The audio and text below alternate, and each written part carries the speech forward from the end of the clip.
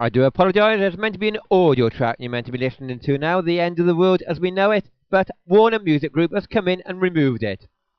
You can say goodbye to your private life, because we're going to look around the house that Big Brother built.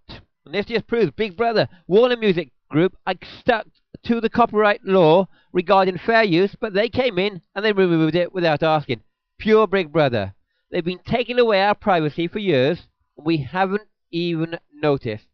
A little disclaimer. When I mention the FBI, all the other groups are also involved. The CIA, the M6, all of them have all got the same equipment. So let's take a closer look and see why many people believe that this really is the end of the world as we know it. So let's start by looking at the internet. Let's remember, the internet was founded by the US Department of Defense, just researched with DARPA. The IAO monitors all communication via the internet. The FBI can now go directly to your ISP for your behaviour patterns. Via your PC, the papers reported. Hackers invade 1 in 3 computers. There's so many different kinds of hacking. Trojan horses, viruses, spyware, malware, the list goes on. You can even be a hacktivist. Flash can see you, Google can hear you, and Wi-Fi is just a hacker's dream. Make matters worse, all your personal information is now online. Thanks to 192.com, who's been given all the electoral details for the last 6 years. Your name, address, picture of your house, even what you do for a job is all now freely available online. And guess worse, email surveillance. In the year 2000, just after the Y2K successful, FBI launched Carnival. Carnival is a program which can scan millions of emails every second. And of course, they've changed their name now. 6 years later, the Times reported spied on Britain. 439,000, but that was then. This is now. Spies will tap into all emails and calls. 2008. Well, they've already been doing it 10 years ago. 9 years ago, the BBC confirmed that the FBI launched a global spy network called Ecolom. Every call was listened to. And of course, mobile phones, you can now track it yourself. It's incredible. The police are now using it to track down bombers. Bluejacking, blue snuffing, blueberry. If you've got Bluetooth, turn it off. That was then. This is now. Some shopping centres have Bluetooth surveillance. And the best part is you can't even opt out. It just gets better. Watch this. All right, here's that cell phone story you've been waiting for. Cell phone users beware, Big Brother may be listening. The Federal Bureau of Investigation can now hear everything you say, even when the cell phone is turned off. I know it sounds kind of out there, but using your phone's tracking device, authorities can now activate the microphone inside the dreaded thing, allowing them to eavesdrop on you and your conversations. Experts say the only way around it is to take the battery out of the thing. Remember when you were worried about seeing your first CCTV camera, but now we hardly notice them. In 2004, 4 million CCTV cameras in Britain. A camera on every corner they wanted back in March 2005. That was then. This is now. There's a street in London. It has 1 CCTV camera every 35 yards. And now they even can talk to us. You're about to watch footage of a woman committing a crime. Keep an eye on her right hand. So the lady in the brown dress, blonde hair, with the male in a black suit, could you please pick that cup up and put it in the bin? Like it or not, this kind of Big Brother surveillance is happening right now. They're Britain's first talking CCTV cameras. The idea is not only to deter crime, but to stop it in its tracks. We have 144 cameras throughout the borough of Middlesbrough, and the project consists at this present time of 7 loudspeaker units.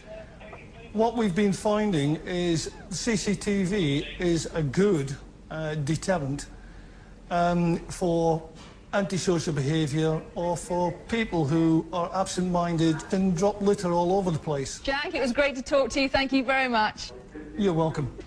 Walking or driving, there is really no escape since CCTV now has ANPR built in, automatic number plate recognition system. You simply drive past your car, the camera will clock your registration number, it will bring it on the computer, it will register the driver, where you are. And of course with SatNav now, they can now limit your speed on driving. Monitoring your speed. How on earth have they got this technology to monitor every car in the world? And of course cash is the last bit of privacy you've got left. Pay by credit card, they know exactly where you are. In 2002, Visionox brought out facial recognition software. Smart CCTVs now include facial recognition software. The camera will go through a crowd. It will pick you out. If they want you, they're going to get you. There really is no escaping now with this surveillance society which we're in. Your picture probably is already on the computer. You just don't know about it. They're collecting this information. That was then. This is now.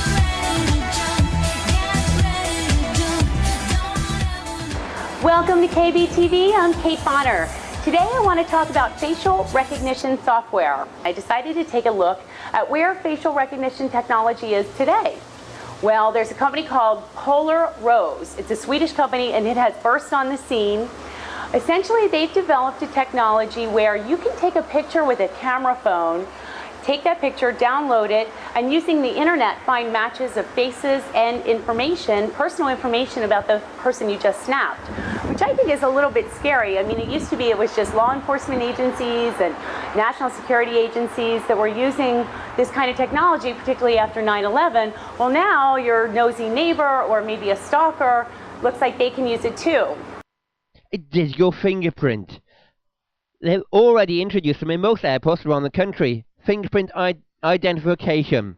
How they're going to get your fingerprints with biometric security. They are bringing it into shops. You can pay now with your fingerprint. And it gets worse, they're going into schools. All your kids' fingerprints will be soon onto a national database. There's really no escaping, Big Brother.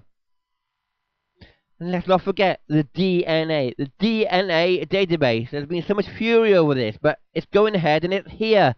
DNA testing catches criminals just like TV. Posters all on the police stations. It just takes a little bit of you to capture your DNA. You don't know who's looking at it. Even Tony Blair is now looking into this DNA. It's just unbelievable. You can do it on the street. National ID cards will soon have your DNA in there because it's biometric security. Fast track to ID cards. But most importantly, let's remember, no ID, no sale. They're already doing this. That was then. This is now.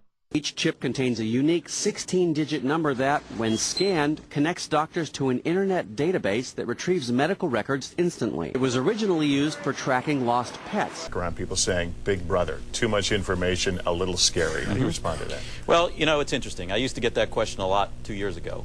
Today, we've gotten it a lot less. In fact, the Attorney General of Mexico and some of his staff have received this chip for security purposes. And when the acceptance rate of the product goes up significantly like it has, some of the privacy concerns go down. But to answer your question directly, Lester, what most people are concerned with is the invasiveness of this, that it goes in your body. And as we know with pacemakers and other medical devices, that when people accept it for its applications and for its ability is when it'll work its way into society. It won't be tomorrow, it won't be next week, but 2, 3, 5 years from now, slowly but surely it'll work its way into the mainstream. The chips themselves don't contain any personal information, but they do contain a key to information. Obviously, Secretary Thompson, it's an honor to have him on our board of directors. And as he stated all along, when the infrastructure is in place, he will get a chip. That could be 2050. Now, let me finish. We now have over 60 hospitals that have agreed to implement the system, so that time is nearing. Now, right? And I spoke with Secretary Thompson yesterday, and we believe it's in the very near future that he will get a chip and then appear on your show to talk. You have a chip implanted. Is it underneath your right arm? It's in the right arm. You power up a scanner, and you simply scan the arm.